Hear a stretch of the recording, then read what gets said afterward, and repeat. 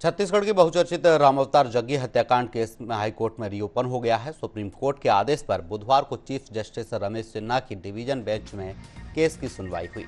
इस दौरान सतीश जग्गी भी उपस्थित हुए। डिवीजन बेंच ने केस की अंतिम सुनवाई के लिए 1 अप्रैल की तारीख तय की है। दरअसल डिवीजन बेंच ने 2 साल पहले रामावतार जग्गी हत्याकांड के दोषियों की अपील को खारिज किया था, जिसमें डिवीजन बेंच ने आजीवन कारावास की सजा को बरकरार रखा था। वहीं सुप्रीम कोर्ट ने सीबीआई की अपील स्वीकार करते हुए मामला फिर से छत्तीसगढ़ हाईकोर्ट भेजने का निर्देश दिया था, जिसमें मामले की मेरिट पर विस्तार से सुनवाई हुई। हत्याकांड के बाद पुलिस की शुरुआती जांच में पक्षपात और असंतोष के आरोप लगने पर राज्य सरकार ने जांच सीबीआई को सौंपी थी। तब सीबीआई ने अपनी जांच में पूर्व मुख्यमंत्री अजीत जोगी के बेटे अमित जोगी समेत कई लोगों पर हत्या और साजिश के आरोप लगाए थे।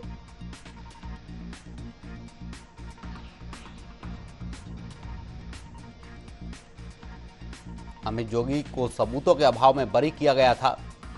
जग्गी के बेटे ने बरी करने के खिलाफ सुप्रीम कोर्ट में अपील की थी, जिसके बाद अमित जोगी की राहत पर स्टे लगा था।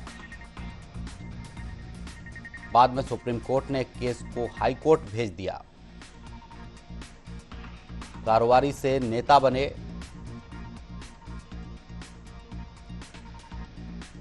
गोली मारकर हत्या की गई थी। मामले में 31 लोग आरोपी बनाए गए थे।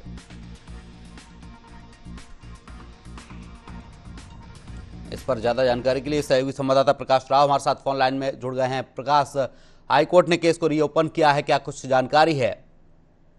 बिल्कुल, देखिए 2003 में एनसीपी जो नेता है रामावतार जग्गी, उनके हत्या से जुड़ा ये पूरा मामला है। इस मामले पर सुनवाई हुई और सुनवाई के दौरान ये बहुत ही चर्चित जग्गी हत्याकांड का पूरा मामला है, जिसमें सुप्रीम कोर्ट के निर्देश पर रीओपन जो केस है वो हो गया। यानी कि 1 अप्रैल को मामले की जो फाइनल हियरिंग है वो होगी। और कोर्ट ने ये भी कहा अमित जोगी को, जो सतीश जग्गी और सीबीआई को जो अपना पक्ष है उसको यानी कि 2023 से जुड़े इस मामले पर अहम सुनवाई जो है 1 अप्रैल को होगी। हत्याकांड में अगर कहें तो अमित जोगी है, उनके नाम भी इस पूरे हत्याकांड में सामने आया था, जिसके बाद जो है मामले की सुनवाई हो रही थी। इस पूरे मामले पर अगर कहें तो अभी डिवीजन बेंच ने 2 साल पहले रामावतार जग्गी हत्याकांड के दोषी हैं, उनके अपील को खारिज कर देता। फिलहाल अगर कहें तो जो जिसमें डिवीजन बेंच ने आजीवन कारावास की सजा को बरकरार रखा था, वहीं सुप्रीम कोर्ट ने सीबीआई की अपील को भी स्वीकार किया था। लेकिन मामले में छत्तीसगढ़ हाईकोर्ट भेजने का निर्देश दिया था, जिसके बाद मामले की मेरिट पर विस्तार से सुनवाई हो सके। इसी को लेकर हत्याकांड के बाद पुलिस की शुरुआती जांच में जो पक्षपात और जो असंतोष जैसे कई आरोप जो है राज्य सरकार ने सीबीआई जांच को भी सौंपी थी। प्रकाश, अगर केस रीओपन हो रहा है, जो आरोपी उस वक्त थे, क्या उनको नोटिस दिया गया है? उसको कोर्ट, उन आरोपियों को कोर्ट ने समन भेजा है?